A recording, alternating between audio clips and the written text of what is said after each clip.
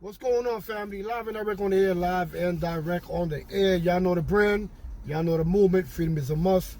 Freedom is definitely a must. Hoping and praying everybody's well, everybody's safe, everybody's healthy. Everybody live for the day, because tomorrow's never promised. Remember them words there. Live for the day, live life, live positive, live free, live a good life, be family, man. Do the right thing, because tomorrow is never promised. So I want to get up on the subject here, man. When I first went, my first time ever off state to the Department of Corruptions, and I call it corruptions because, you guys that know, and for other people that don't know is that, I'm not saying that every correction officer, police officer is crooked. I'm just speaking in reference to those that are and do the wrong thing and they don't abide by the law and they want to abide by their own laws, which is not the law. And, those are the ones that I speak about. So in my time going upstate, I remember how the system was, and I don't mean the system of the Department of Corruptions. What I mean is the system how the inmates, the prisoners run things around it. And, when I first went up there. And the first thing is that, in my times, we didn't really look at colors, religion, races. We didn't look at none of that there. Somebody came through, we knew that they needed help because we know that, we in a situation we in, we help each other. They had something up there that, you go up there and they know that, when you're in transit, you ain't going to get your property 3 to 4 days. So, brothers, different organizations, Latin Kings, Rat Hunters, Neanderthals, different organizations had a thing that, every time brothers went to the store, they took something to put to the kitty, to the box, a treasure. You take money and put it in the bank. And every time a brother came in, they had to wait 3 to 4 days for his stuff. We go up to them, they come up to you and give you a bag full of soap, toothpaste, toothbrush, stamps, cigarettes, all the stuff that you need until you get your stuff, hold you down until you get your stuff, food, all that. And when you get your property 3 to 4 days, what you do is that, you don't have to return the stuff. It's not something that you return. We do that out the heart. But you will return it anyway because you know that another brother is going to come in your situation and we got to do the same thing. So brothers put that in there plus some. We took care of ours up in there. And that's how it was, man. Right? So what I'm trying to get to is this. I got a call the other day, real disturbing. This is not happening no more like that in the prison because that generation, my generation, is gone. The generation above me and my generation, that, when I got to the jail, was already a generation over me. There, it's not there no more. They either died in jail from natural life, or came home and died, or came home and whatever. So they're not doing these things that the older generation used to do. These dudes now, it's a different breed, a different generation doing different things. So in this call, when I'm going to get to this call, we talking and the brother brings up a name of a dude, of a brother. I ain't going to say a dude, a brother that's well known. Rat Hunters, Latin King, Neanderthals, everybody through inside, outside of the system, or who is somebody know this brother. And all along, I thought this brother left out the country and left and he was home already. It kind of find out that this brother's still in prison. 36 years in, out of 45 years that he got to do.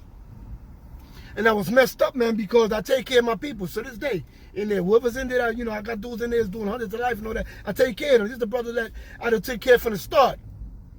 Because this was the brother that he helped, man, and fought for different type of organizations, different gangs in the prisons, for different causes, for different reasons, he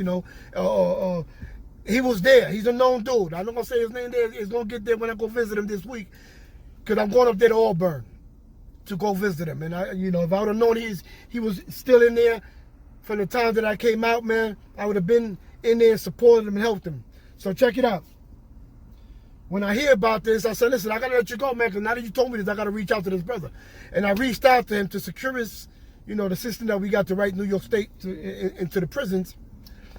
And the email that he sent me back, man, like, I could feel that the dude was in tears, man. The dude was like, man, somebody finally remembered me, man.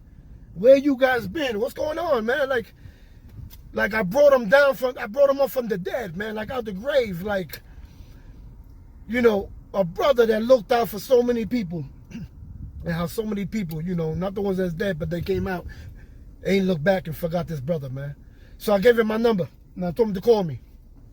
And the brother called me, man, and sure enough, man, he said how people forgot him. How everybody, the old generation is gone. They died in there, or they came out and forgot the people till they died on the outside. And he's been doing it all along, all these years, man. And, you know, he's seeing what's going on. He's confused because he sees this new generation coming in, the kids, doing different things that was never done in the old generation. The stealing, the stabbing, the cutting for nothing to people and all that. This was never done back then for no cause. It was for a reason, it was for a cause. And he's confused. So I tell him, you know, what you've been doing to stay away from all that, man, to avoid that, because he's not a dude. He's old time already. Not into that. He said he does all type of programs. From morning, he'd walk out over there, out the cell. He goes to programs. He try to stay on the out count as much as he could. And when he got to come back, he'd come back, go right to the program till he come back again, and it's time to go to sleep and start again the next day to programs so he can stay away from the nonsense, you know? And I just can't believe it, man. When you guys see the pictures, I'm going to go see him in Auburn. When you guys see the pictures, man, you know, and I'm not blaming a lot of people for not looking back. You know, maybe people forgot his name. Maybe people didn't, you know, whatever it might be. There's got to be a reason. So I'm not blaming you for not looking back, you know, to take care of brothers like this, man. Because, you know, we got brothers up there like Jimmy Lee and them. They come see me on a regular. And other brothers that are still up there still doing mad time, that brothers go up there and visit these brothers regular. Rat Hunters up there every week. Every week they up there. They send people up there all over New York City, all over, wherever his brothers at. Rat Hunters is up there. That's a fact. I already, you know, I know. I already know. It's a fact. So what I'm saying is that this guy that is well known and loved from Rat Hunters, Nietas, and everybody, he's a king. I don't want to say he used to be a king, because, you know, when you're a king or you whatever you want, you real in what you are, you from the heart. And it's written in the heart, and that never go away, man. But there's a brother respected by all, loved by, you know, by many. And he had the position of the first Supreme Crown position of all New York State prisons. We should respect these brothers here, just like we respect Pops. Lord Gino, just like we respect Pops. Luis Felipe, just like we respect Pops. Nelson Millette. We have to respect these guys like this brother, when you see who it is, who served in that position.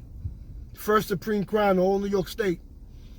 So hold brothers down and, you know, together, man, you know, and to be loved by other organizations or gangs that, you know, when it came to certain things, he was able to step in and, you know, resolve certain things for us so we don't have to fight amongst each other, man, you know, because it was about peace with this brother.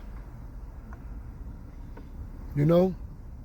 Sad that we don't look back, man. I look back. You know, we never know who can fall in your family in these positions. Could be wrongfully convicted. Could be anything. Anything can happen, man. That's why I always tell you, I look back. You know, if you're not reaching out to your peoples in the end, they reach out, send an email, man. That could turn their life around. They could come out and, man, you send that email that they haven't received in so many years. They haven't received anything. And you send that email to them, you wake them up. They come home, man, and become somebody that, you know, you wanted them to be in the beginning, man, you know? So don't cut their ties, man. You know, get back, man, and contact your peoples up in the system, man. Locate your peoples and contact them. If you having problems doing that, you can contact me. I help you get in contact with them, man. Let's get this going. If you ain't got money to go up there to go see them, we're going to make that happen also, man. But we're going to make it happen, man. You know, so, man, I love y'all, man. Live and direct on the air is the name. The brand and the movement is Freedom is a Must, man. Share, like, subscribe, follow, comment, do all that, man. I love you, man. Without y'all, there's no me, man. Y'all already know that, man. One.